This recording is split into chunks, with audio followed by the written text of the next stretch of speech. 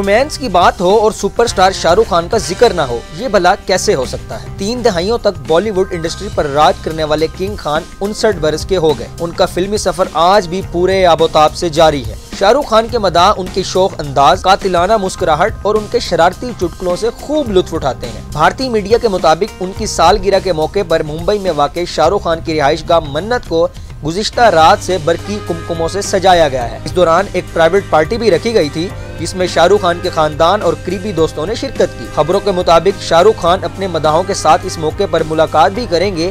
ताहम गुज़िश्ता शब से ही शाहरुख खान के फैंस का मन्नत पहुंचने का सिलसिला जारी है। किंग खान ने बॉलीवुड में अपनी एक अलग पहचान बना रखी है। रवां बरस भी उन्होंने इंडस्ट्री को ऐसी फिल्में दी जिन्होंने रिकॉर्ड तोड़ कमाई की है।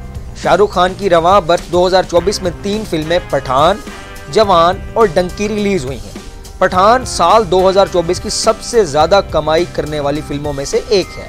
मजमूई तौर पर शाहरुख खान 7,300 करोड़ इंडियन रुपए की दौलत के साथ इंडिया के सबसे अमीर अदाकार हैं। उनकी कमाई का बड़ा हिस्सा फिल्मों से आता है। इसके अलावा उनकी आमदन के अहम जराए में मुख्तलिफ कारोबार, production house red chillies entertainment, Kolkata night Riders और दूसरी कारोबारी शराकतदारियां शामिल हैं। Shahrukh Khan Indian film industry के सबसे ज्यादा मुआवजा वसूल करने वाले अदाकार हैं। कुछ रिपोर्ट्स के मुताबिक शाहरुख खान एक फिल्म का मुआवजा 150 से 200 करोड़ इंडियन रुपए वसूल करते हैं।